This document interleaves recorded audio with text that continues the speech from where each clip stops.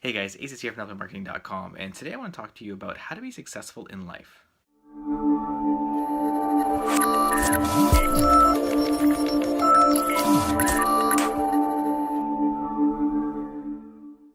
Welcome back, guys. So today I want to talk to you about how to be successful in life.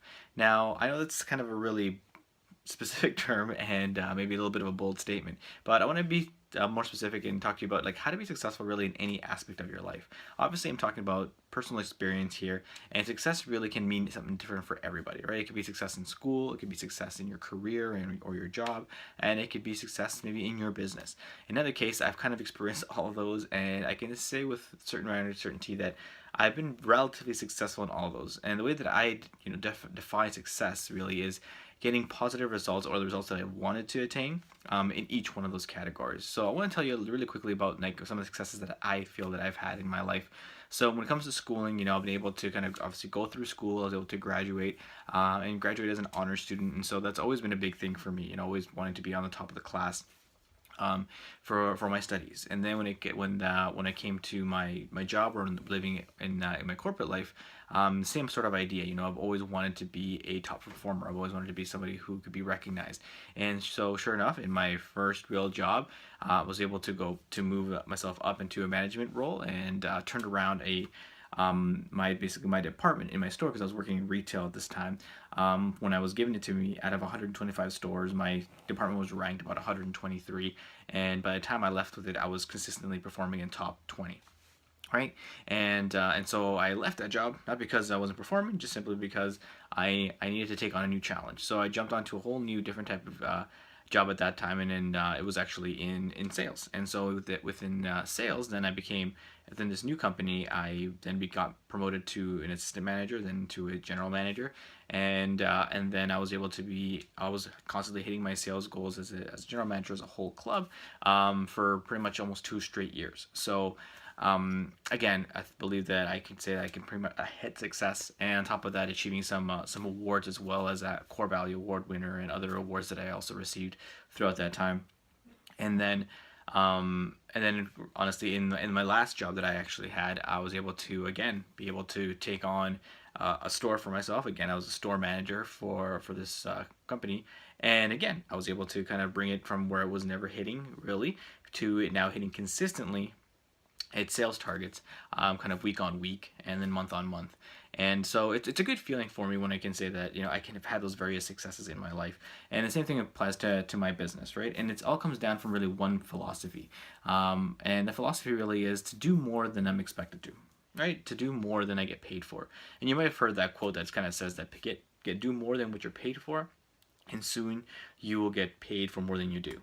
Right? It's a very simple kind of philosophy, but it's something that I really truly believe in, and I believe it's made the biggest difference in my life, and it can make the biggest difference in your life.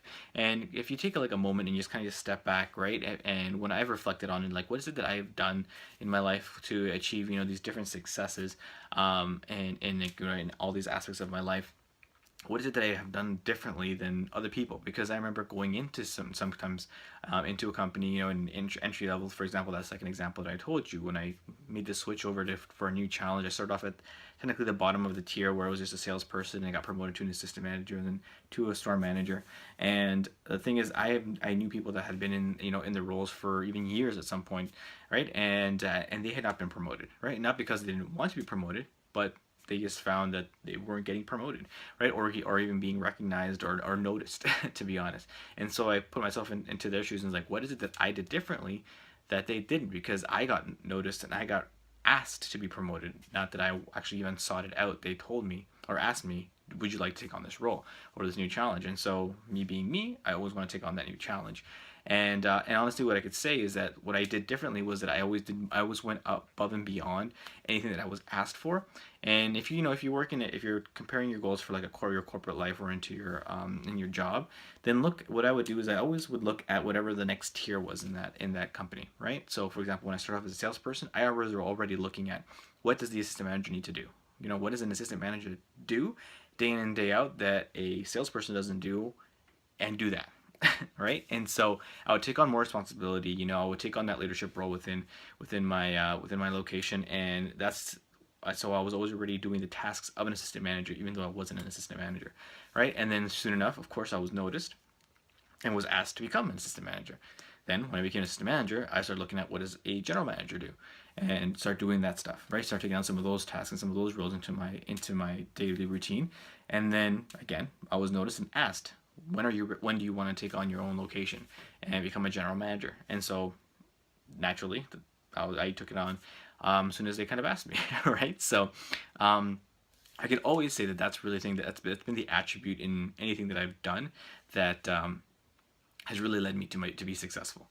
And so the same thing kind of applies when you start your own business, guys. So when you start your own business, the same idea really applies. It's like, okay, what's the most basic thing that I need to do? What are the basics of the foundational skills that I need to learn?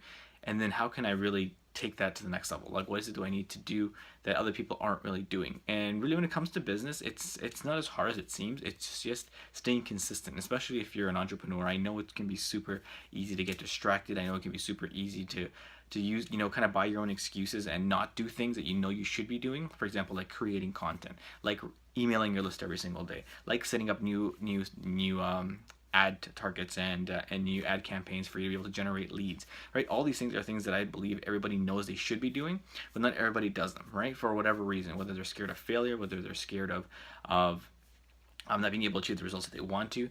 And as an entrepreneur, there's no one ever watching us, right? We're working on our own, and there's no one that's going to push us or tell us what to do, right? And there's no outline like there wasn't, let's say, in a corporate job where they tell you, well, this is what you need to do if you want to become the next, want to take that next role on.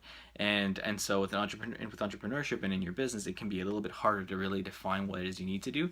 But if you're consistent in doing the things that you should be doing, and I believe that a lot of people do know what they should be doing, but they lie to themselves and say that they always need to learn more, or they always need to take on buy a new course, or buy a new tool, or do these other things, and they put so much onus on that they don't put the onus on themselves. And that's really what's going to be what's going to drive your success in your life, in your business, and in any other goal that you put yourself towards. Okay, guys. So I hope that message really resonates with you guys. I hope that you receive that message, because it's honestly made all the difference in my life, and I hope it makes all the difference in yours. So if you guys like this video, make sure you like, comment, make sure you let me know if there's anything else you'd love for me to talk about. Then just make sure you leave me a comment. And if you want any more tips, tricks, or more content in terms of online marketing, or even some motivation, make sure to check out my website at netplaymarketing.com. You can click on it at the link right after this. And until next time, guys, let's just get out there and have some fun.